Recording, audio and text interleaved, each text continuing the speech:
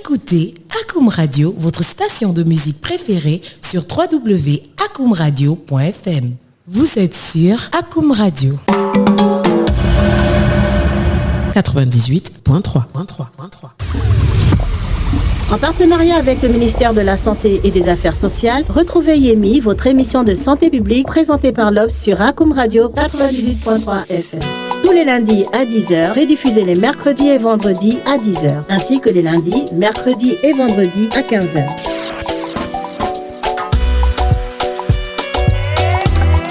Yemi, votre partenaire de santé publique.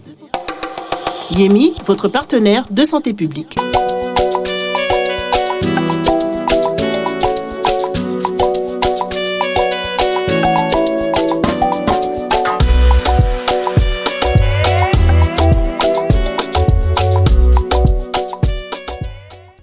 Bonjour à tous et bienvenue sur Akoum Radio, la radio des sonorités africaines, 98.3 Libreville au Gabon. Retrouvez-nous sur nos différentes plateformes et sur www.akoumradio.fm. Vous êtes sur Yemi, votre émission de santé publique présentée par l'Obs. Nous lançons aujourd'hui notre première émission et nous sommes heureux de vous retrouver sur ce rendez-vous hebdomadaire. Tout au long de nos émissions, nous serons accompagnés par Dr Angué Marcia et Pouspé Mangoy, conseiller technique au ministère de la Santé et des Affaires sociales.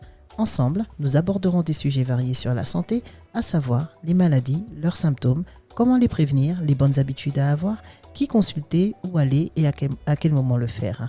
Aujourd'hui, nous vous donnerons des conseils sur comment démarrer l'année en santé et s'y maintenir. Le principe de l'émission est le suivant. Dans un premier temps, nous ferons un point sur l'actualité santé au Gabon, puis nous aborderons notre thématique du jour pendant l'entretien avec notre médecin conseil. Après quoi, nous vous dévoilerons notre astuce de grand-mère qui sera suivie de la rubrique l'alicament du jour. Restez câblés le temps d'une petite pause jingle. En partenariat avec le ministère de la Santé et des Affaires sociales, retrouvez Yemi, votre émission de santé publique présentée par l'Obs sur Akoum Radio 98.3 FM. Tous les lundis à 10h, rediffusés les mercredis et vendredis à 10h, ainsi que les lundis, mercredis et vendredis à 15h.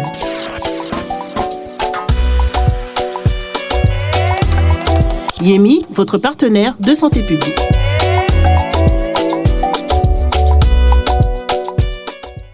Akoum Radio 98.3 FM, vous êtes sur Yemi, votre émission de santé publique. Alors, une année passe, une nouvelle année commence. Avant d'aller plus loin, toute l'équipe de Yemi se joint à moi pour vous souhaiter une bonne et heureuse année 2023. Mais surtout, et c'est peut-être là le plus important, nous vous souhaitons à tous une bonne année en bonne santé. Alors, sans plus tarder, comme annoncé, nous allons faire un tour sur l'actualité santé au Gabon. Yemi, votre partenaire de santé publique. Présent tout au long de l'émission, le Dr Angué Marcia et Pouspé Mangoy décryptera avec moi le dossier Actualité Santé. Elle va nous aider à comprendre les informations santé, parfois difficiles à appréhender. Docteur, bonjour. Bonjour à tous. Bienvenue chez Yemi. Tout le plaisir est pour moi. Très bien. Alors, donc, pour aller dans le vif du sujet, les 19, 20 et 21 janvier dernier, s'est tenu à Libreville le 8e congrès. C'est bien cela, le 8e congrès de la Société africaine de pathologie infectieuse, donc la SAPI, et le premier congrès de la Société gabonaise de parasitologie, mycologie et médecine tropicale, dont le thème était contrôle des infections et urgences sanitaires. Docteur Angué, concrètement, à qui étaient destinés ces travaux et quels en étaient les objectifs ? Merci. Alors, ce 8e congrès de la SAPI a réuni des experts de toute la scène panafricaine. Il s'agissait effectivement de présenter 235 communications scientifiques au cours desquelles des thématiques très importantes ont été abordées. Il y avait surtout un partage d'expériences des professionnels de santé en ce qui concerne l'impact de la COVID-19, la gestion du VIH et même la formation continue et les filières en infectiologie. D'accord. Et en quoi ce type de rencontre peut-il être important pour nos médecins, par exemple, au niveau local ? On a toujours besoin de faire des mises à jour en ce qui concerne la médecine. C'est un domaine qui évolue très vite et je Je tiens d'ailleurs à féliciter les infectiologues qui ont joué un rôle très important dans la gestion de la COVID-19 parce que sans eux, on n'aurait pas pu avoir des protocoles thérapeutiques adaptés pour lutter contre la COVID. D'ailleurs, à ce sujet, donc, la SAPI est présidée par le professeur éolier Serge Paul et la SOGAPAM donc, par le professeur Bouillou à côté Marielle. Effectivement, professeur Bouillou était effectivement la présidente de... La SOGAPAM, la présidente du comité scientifique du COPIL et également la présidente du comité de pilotage pour la vaccination au Gabon. Donc c'est vraiment une sommité en ce qui concerne la lutte contre les maladies infectieuses et la lutte contre les pandémies. D'accord. Et concrètement, qu'est-ce que ça change pour la population gabonaise d'organiser justement ces deux congrès C'est d'une importance capitale parce que, comme je vous le disais tout à l'heure, les connaissances sont sans cesse renouvelées et la technologie médicale évolue très vite. Il est donc important, au sortir d'une telle pandémie, de se préparer à une prochaine pandémie, on n'en sait rien, et de pouvoir savoir comment lutter effectivement contre ces maladies infectieuses qui sont capables de paralyser le monde entier.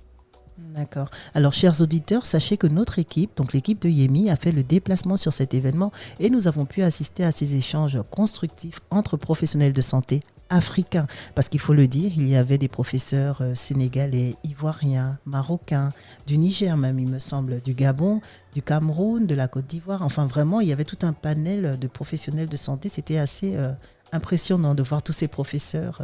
Absolument, c'était près de 300 participants, plus de 11 pays africains représentés et des sommités dans le domaine de l'infectiologie et de la lutte contre les maladies infectieuses. Alors, de nombreuses thématiques ont été abordées au cours des conférences et des conférences plénières et des tables rondes, parmi lesquelles la stratégie pour le contrôle des urgences sanitaires, prévention et contrôle des infections, le paludisme et les autres parasitoses, vraiment pour ne citer que cela. Donc, chers auditeurs, je vous invite à vous rendre sur nos réseaux Facebook et Instagram si vous souhaitez en savoir plus et revivre cet événement en images. Alors, un autre événement a eu lieu dans le secteur.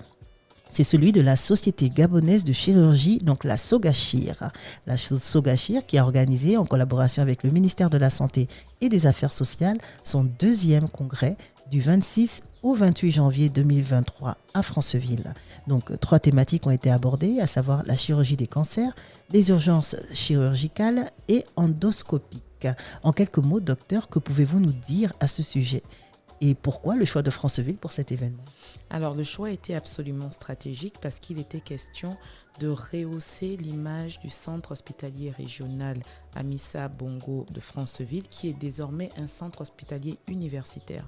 Il s'agit donc de porter toute l'animation scientifique des experts de haut niveau pour ces rencontres scientifiques importantes pour leur permettre de pousser sur les autres aspects d'un CHU. Un CHU a 3 missions. La première mission, c'est effectivement de traiter. La deuxième mission, c'est de former. Et la troisième, c'est de faire de la recherche. On ne peut faire de la recherche qu'avec des professionnels, des médecins-chercheurs, des sommités de plusieurs pays. Pour ce congrès, nous avons reçu des professeurs de 8 pays africains. Donc, c'était vraiment le gratin, la crème de l'Afrique en termes de chirurgie, qui s'est réuni pendant 3 jours pour parler de la chirurgie, quid de la chirurgie au Gabon, comment faire évoluer les dernières techniques chirurgicales. Par ailleurs, nous avons également jumelé à ce congrès une caravane médico-chirurgicale au cours desquelles près de 500 personnes ont pu bénéficier d'une attention médicale particulière et 150 personnes ont pu être opérées. Très bien. Alors, mais j'ai quand même une petite question par rapport à ce changement, ce passage donc de CHR, vous avez dit, à CHU. Donc, concrètement, pour la population sur place, qu'est-ce que ça change ? Le grand changement, c'est surtout le fait qu'on pourra drainer des professionnels de plus haut calibre. Des interventions qui ne pouvaient pas se faire à l'époque au CHR pourront désormais se faire au CHU.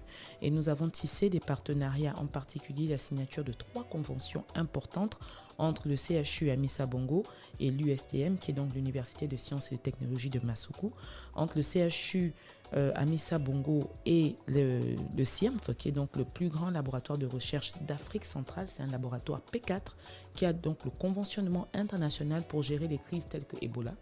Et en dernier, entre le CHU Amissa Bongo et l'université privée Marie Zamba, qui a un très bon plateau technique qui permettrait d'améliorer vraiment la formation de ces jeunes-là qui veulent se lancer dans les métiers de santé et qui ne savent pas trop où aller.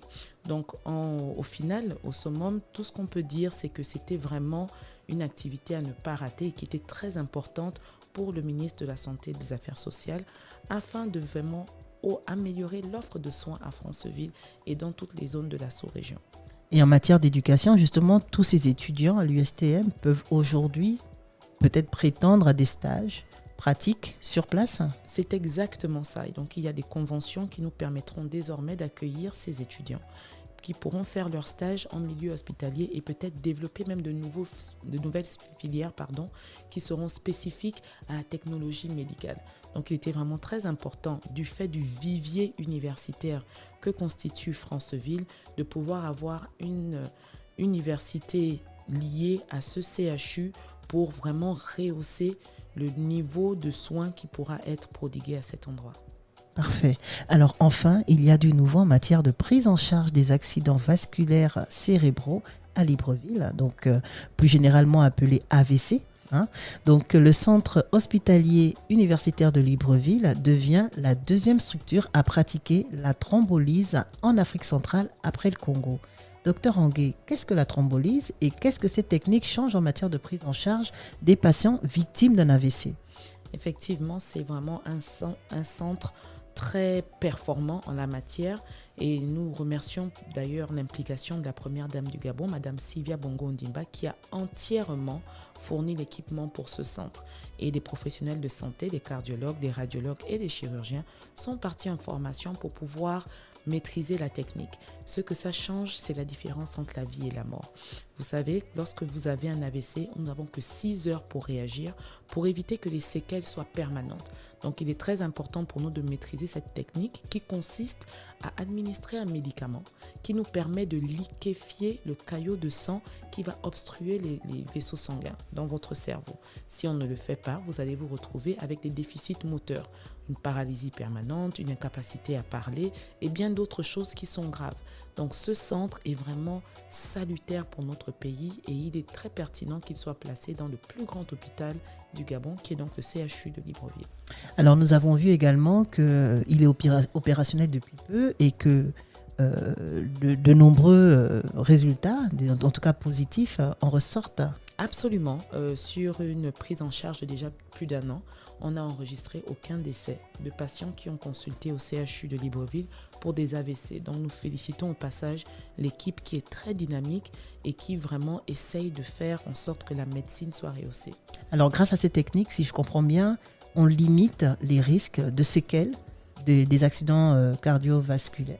C'est exactement ça. Ça nous permet vraiment de permettre à la personne qui est en pleine crise d'AVC de ne pas subir à long terme les conséquences qui sont délétères. Parce qu'une fois que les cellules nerveuses sont mortes, on ne peut pas les régénérer. Alors, ce qui est important peut-être pour les auditeurs, c'est de savoir qu'il faut agir rapidement. Lorsqu'on a en face de soi quelqu'un qui est susceptible de faire un AVC, plutôt que de rester dans les spéculations, il faut passer à l'acte tout de suite et se rendre dans une structure hospitalière, ne serait-ce que pour se rassurer que c'est bien ça ou pas. Alors, par contre, en quelques minutes, docteur, pouvez-vous nous rappeler quels sont les symptômes qui doivent nous alerter quand on se retrouve face à quelqu'un qui fait un AVC? Absolument, et c'est très important à reconnaître. Le premier symptôme, c'est en général la perte de parole ou l'aphasie. Nous avons aussi l'hémiplégie, qui est donc une paralysie de l'hémicorps, soit du côté gauche, soit du côté droit. Donc ça, ce sont vraiment les premiers signes qui doivent vous alerter. En troisième, ce sont des maux de tête d'une violence que vous ne pourrez même pas décrire, qui vous empêchent même d'ouvrir les yeux. Donc ces 3 signes sont vraiment ceux qui doivent vous amener à consulter. Pour toutes les personnes qui souffrent de l'hypertension, du diabète, du surpoids, il faut vraiment éviter qu'on puisse arriver à un stade où le non-traitement va faire en sorte que nous développions des conséquences graves telles que l'AVC. D'accord. Alors, chers auditeurs, j'espère que vous avez bien suivi tous les conseils du médecin. Alors, par expérience, parce que j'ai déjà eu justement l'occasion récemment d'ailleurs, de me retrouver face à cette situation, c'est vrai que, pour le dire avec d'autres mots, on a l'impression que la personne a du mal à articuler, a du mal à saisir les objets ou même à marcher. Donc, des fois, on a l'impression que son pied ne réagit pas réellement au mouvement qu'il souhaiterait faire. qu'il est un petit peu poussé comme, on va dire, par le vent. Qu'il traîne en fait. Qu'il traîne, la moitié de son corps. Donc vraiment, ne rigolez pas, ça peut être très grave. Agissez tout de suite, prenez la personne en charge et emmenez-la vers une structure hospitalière. Vous pouvez sauver des vies. Absolument. Alors, merci docteur pour ces précisions sur ces sujets d'actualité. Tout de suite, après la petite pause, nous aborderons la deuxième partie de notre émission avec l'entretien. Yemi, votre partenaire de santé publique.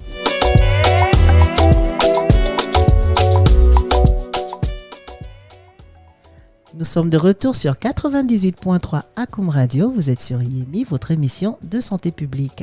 Comme annoncé, aujourd'hui, nous vous donnerons des conseils pour une année heureuse et en bonne santé. Je vous entends d'ici me demander, est-ce possible d'être en bonne santé toute l'année ? Ah, ben oui, rassurez-vous, c'est possible, c'est possible. Nous vous donnons des conseils et des astuces sur ce sujet. Pour en parler, Dr Angué est toujours en ma compagnie. Yemi, votre partenaire de santé publique.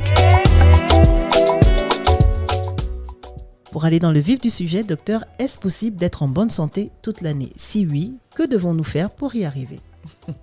Oui, bien sûr, c'est possible. Alors, chers auditeurs d'Akoum Radio et fidèles auditeurs de Yemi, nous avons une astuce pour vous très facile à retenir.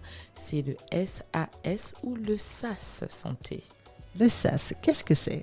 Alors, c'est un acronyme qui va nous permettre d'avoir 3 attitudes qui vont nous permettre de rester en santé. Il s'agit ici du sommeil, S pour sommeil, A pour alimentation et S pour sport. Alors, on va y aller pas à pas, d'accord ? Nous savons que nous ne sommes pas les seuls, d'accord ? On est tous concernés par le sommeil. On va commencer par les enfants. Qu'est-ce que vous recommandez, en fait, en matière de sommeil chez les jeunes ? Alors, pour les enfants, ça dépend vraiment de l'âge parce qu'ils sont des individus en pleine croissance. Donc, leurs besoins en sommeil sont beaucoup plus élevés que ceux des adultes. Pour les enfants de moins de 1 an, c'est 14 à 17 heures de sommeil par jour. Pour les enfants entre 1 et 10 ans, c'est quand même 8 à 10 heures de sommeil par jour, voire 12. Donc, il est très, très important pour eux, pour la croissance, pour la régénération, pour le développement du cerveau et même pour la guérison. Plus vous dormez, plus votre corps a le temps de se régénérer lorsqu'il y a de petits bobos. Pour les adultes, il nous faut au moins 6 à 8 heures de sommeil par nuit. Et je sais que beaucoup d'entre nous, malheureusement, ne peuvent pas le faire et accumulent ce qu'on appelle la dette du sommeil. Moi, la première. Malheureusement, la vie active d'aujourd'hui nous contraint des fois à prendre de très mauvaises habitudes, mais qui sont délétères pour la santé. Qui dit manque de sommeil, dit vieillissement cutané, dit fatigue chronique, dit douleur inexpliquée, même perte de mémoire. Donc, mesdames et messieurs, vous devez dormir. Pour les personnes âgées, nous recommandons au moins 6 heures de sommeil par nuit parce qu'au fur et à mesure que nous vieillissons, notre cerveau change. Donc, les besoins s'amoindrissent en termes de sommeil. Mais un cycle de sommeil, retenez-le, c'est 4 heures par nuit. Donc, vous avez besoin d'avoir un minimum de 1 cycle et demi, voire 2 cycles pour pouvoir vous sentir en forme et régénérer. Alors, le cycle de sommeil, donc à savoir 4 heures, c'est pour tous les adultes, hein, si oui, je comprends bien. C'est bien ça. Alors, on peut dormir en première partie, donc de 19h à 21h, se réveiller, travailler et se recoucher après minuit, par exemple. Hein. Non, malheureusement, ça ne fonctionne pas comme ça. On recommande vraiment d'avoir une nuit de sommeil parce que notre corps est quand même rythmé au mouvement de notre planète. Le soleil se lève, le soleil se couche. Il y a quand même un rythme circadien, c'est comme ça qu'on appelle ça. D'accord. Un rythme circadien qui nous permet de rester en bonne santé. Vous remarquerez que lorsque vous dormez la journée, vous n'êtes pas très reposé comparativement à lorsque vous dormez la nuit, même quand c'est la même durée de sommeil. Parce que le soleil nous force à rester éveillés et notre corps est lié à l'activité qui est autour de nous. D'accord. Donc, lorsqu'on a déjà de mauvaises habitudes, est-ce qu'il est facile de se réapproprier justement ce sommeil-là ? Alors, nouvelle habitude prend 21 jours à être implémentée dans la vie de tout un chacun. C'est pour ça, d'ailleurs, que vous remarquerez que les grands jeûnes et les carèmes durent 40 jours. Parce qu'il faut au moins 21 jours pour reprogrammer votre cerveau dans n'importe quelle habitude, quelle qu'elle soit. Vous pouvez, si vous le faites pendant 21 jours, votre cerveau aura pris l'habitude de cesser l'attitude que vous souhaitez arrêter pour cette nouvelle année. D'accord. Donc, pour récapituler, rien qu'en changeant sa façon de dormir, on améliore déjà son état de santé. Absolument, absolument. Le sommeil, c'est le premier médicament. chers auditeurs, le sommeil. Notez bien, SAS, à ne plus oublier. Vous voulez vous maintenir en bonne santé, commencez par bien dormir. Alors, le A concernait quoi exactement? S, sommeil, A, alimentation, c'est bien ça? Absolument. A, c'est alimentation, mesdames et Dites-nous messieurs. tout sur l'alimentation. Vous avez besoin d'avoir 3 repas équilibrés par jour. Je dis bien équilibrés. Et vous pouvez ajouter un petit goûter parce qu'on a toujours une fringale dans la Un journée. ou deux, parce qu'en général, on a la petite Pour les pause enfants, l'enca à 10 heures, pour les grands aussi. Pour les enfants, c'est surtout 2. Pour les adultes, 1. C'est Et mieux demi. d'avoir On va dire 1,5. Parce que pour les grandes gourmandes, quand même, on a souvent besoin de cette petite dose de sucre en milieu de journée ou en milieu d'après-midi. C'est pas toujours facile de s'en passer. Hein. C'est vrai que c'est pas facile de s'en passer, mais en général, ça a un effet un peu délétère. C'est un peu comme une voiture de course. Donc, si vous conduisez une Ferrari, ça n'a pas de sens de la conduire à 20 à l'heure. Vous la conduisez à 200 à l'heure. Donc, en général, la consommation du sucre va vous permettre de vous donner un petit boost d'énergie. Mais après ça, vous aurez comme un petit crash aussi parce que vous allez vous sentir fatigué. D'accord. Donc, l'alimentation, on va y aller. On commence par le petit déjeuner. On dit en général que c'est le repas le plus important. Je confirme, c'est le repas le plus important de la journée. Il doit être riche en protéines. Qu'est-ce qu'on appelle protéines? Ce sont les œufs, le poisson ou bien de la viande. La viande, ça pourrait même être votre paquet de coupé-coupé. Attention, c'est un paquet de 500 francs, pas un paquet de 2000. Ah, d'accord. Avec ou sans accompagnement? Vous pouvez avoir un accompagnement, ça veut dire un morceau de pain coupé en 4. Donc, votre baguette est coupée en 4, pas en 2, en 4. Alors, qu'en est-il si on reprend un petit peu le Gabonais lambda?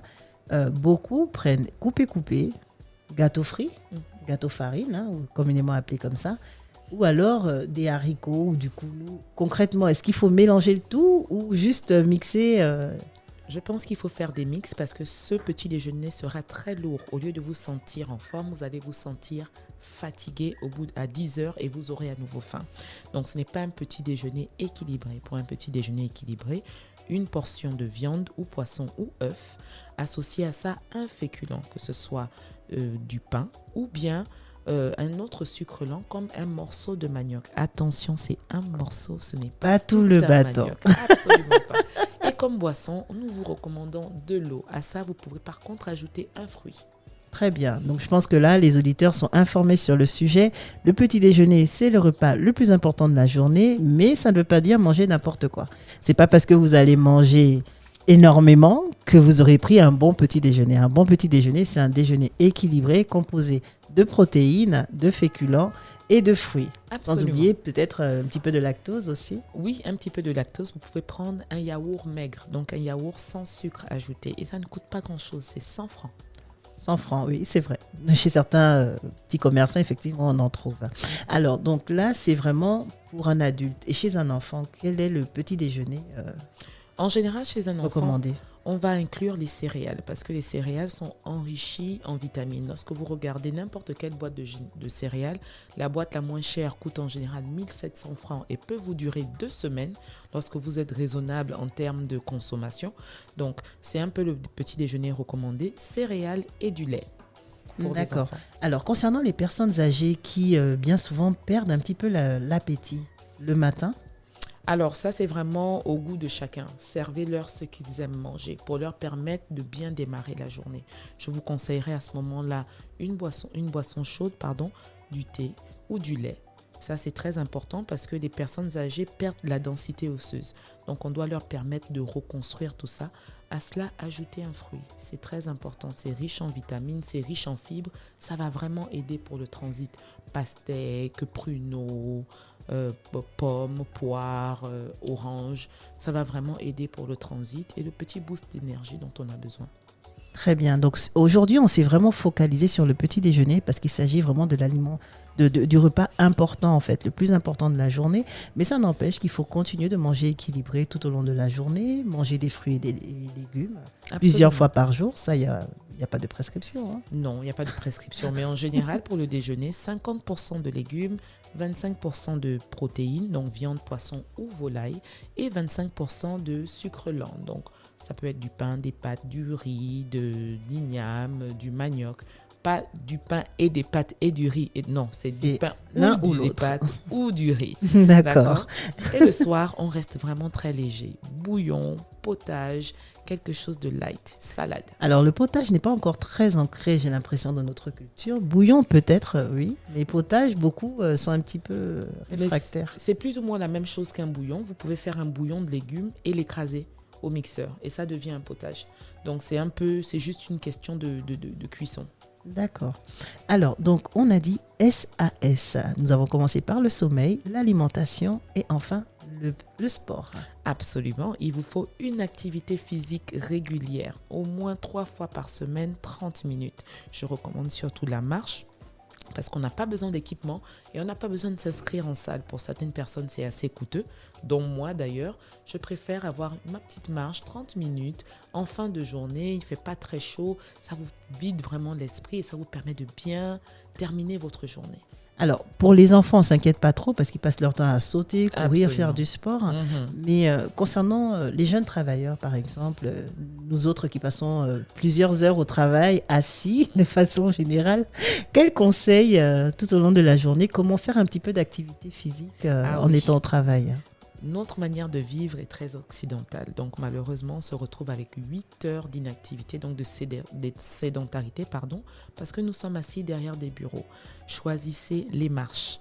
Lorsque vous arrivez au travail, au lieu de prendre l'ascenseur, prenez les marches. Ça vous permet déjà de démarrer votre journée par une activité physique et choisissez d'aller acheter de l'eau dehors au lieu de rester au bureau. Ça vous permet aussi d'aérer votre cerveau. Beaucoup d'études ont prouvé que les personnes qui sont actives physiquement ont une meilleure performance, même en entreprise.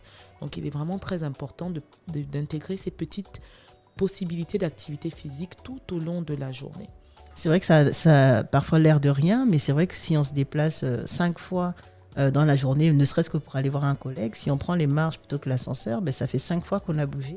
Ne serait-ce que 2 minutes en fait. Donc, absolument. 2 fois 5, ça fait quand même beaucoup. Ça fait beaucoup. Et d'ailleurs, tous les téléphones portables aujourd'hui ont accès à des applications gratuites qui vous permettent de calculer le nombre de pas. Pour un adulte moyen, il faut 8 000 à 10 000 pas jour. Or, beaucoup d'entre nous sont à 1/5 de ça. C'est énorme quand même, 10 000. C'est énorme. Oui, en fait, 10 000 pas, c'est vraiment si vous êtes en train de faire un régime. Mais en général, on considère qu'il faut au moins 8 000 pas jour. 8 000 pas jour. Alors, concernant nos personnes âgées. Concernant nos personnes âgées, la difficulté est que leur mode de vie est très différent.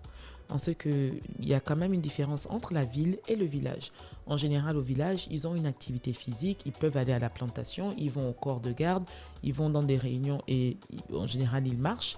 Du coup, ils n'ont pas trop les mêmes problèmes que les personnes qui vivent en ville. Donc, nous vous encourageons vraiment à permettre à vos personnes du 3e âge qui vivent en ville de faire leur petite balade 3 fois par semaine dans le quartier pour leur permettre d'évacuer tout simplement le stress et ce changement de vie qu'ils avaient, qui est plutôt communautaire au village et qui devient assez isolant lorsqu'on vit en ville.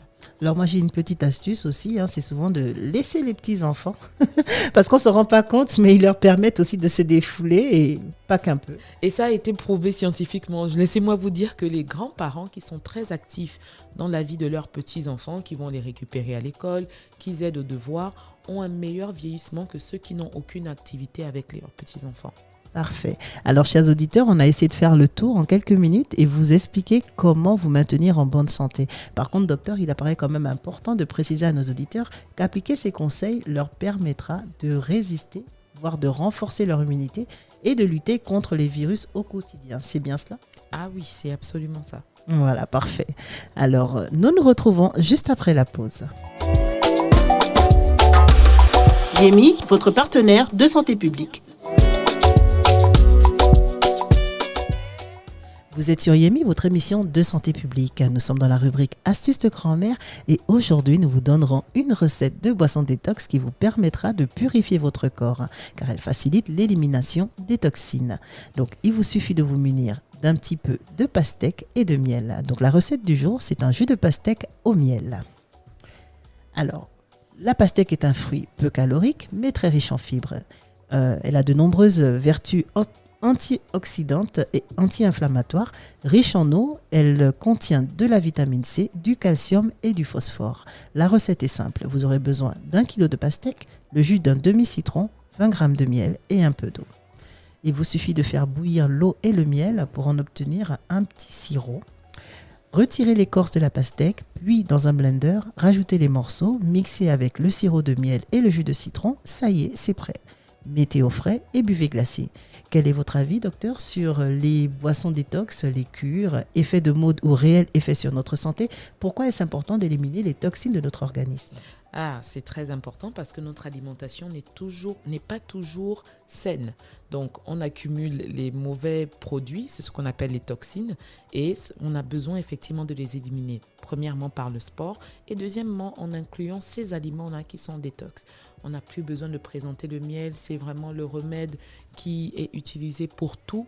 Il est antibiotique, antiseptique, il est riche en plein de bonnes choses et riche en vitamines. La pastèque, effectivement, est très bonne pour la digestion. Elle est riche en eau, plus de 90% d'eau dans la pastèque. Donc, c'est vraiment le fruit de votre choix pour vous réhydrater. Et enfin, le citron fait partie de la famille des agrumes. Donc, l'eau, vitamine C, c'est riche. Ça va vous donner du peps. Parfait. Alors, nous allons passer à la dernière rubrique de notre émission, c'est-à-dire la rubrique alicaments. Yemi, votre partenaire de santé publique. Nous abordons enfin la dernière rubrique de cette émission, à savoir la rubrique alicaments. Pour rappel, l'alicament, c'est le fait de se soigner par l'alimentation. Aujourd'hui, nous vous parlerons du coco. Nous sommes dans un pays tropical et des cocotiers, on en trouve partout. Alors, pour ne rester qu'à Libreville, tout le long du littoral, nous voyons des vendeurs de coco et même dans certains quartiers, aujourd'hui, on en retrouve. Mais savez-vous que ce fruit est un trésor pour votre santé ? En effet, ses bienfaits sont nombreux. Peu sucré et peu calorique, il contient du fer, du magnésium, du potassium. Ce fruit est riche en fibres alimentaires et participe au bien-être intestinal et prévient la constipation. Idéal en cas de fringale, le coco apporte satiété, c'est-à-dire qu'il rassasie rapidement et il est recommandé d'en consommer en cas de petite faim. À l'intérieur du coco, il y a une eau qu'on appelle eau de coco. On se demande toujours, mais qui a mis l'eau dans coco ?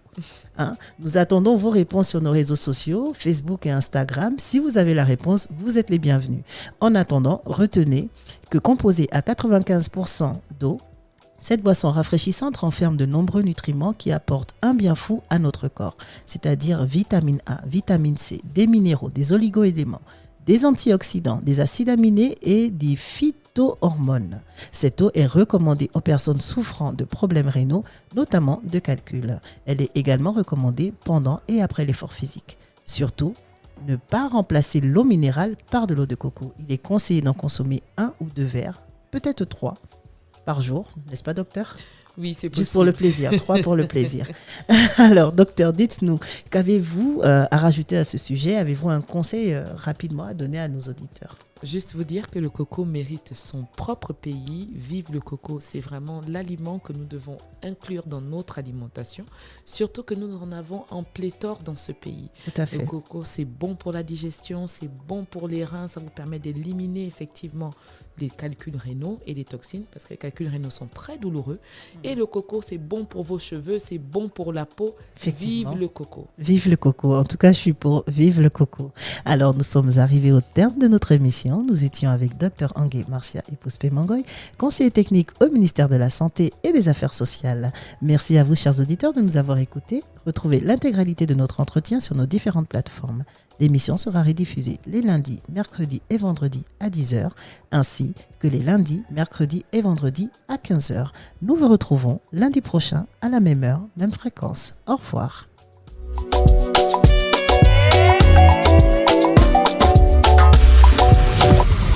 En partenariat avec le ministère de la Santé et des Affaires sociales, retrouvez Yemi, votre émission de santé publique présentée par l'Obs sur Rakoum Radio 98.3 FM.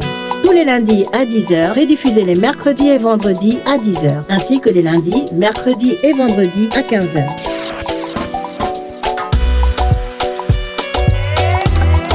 Yemi, votre partenaire de santé publique. Yemi, votre partenaire de santé publique.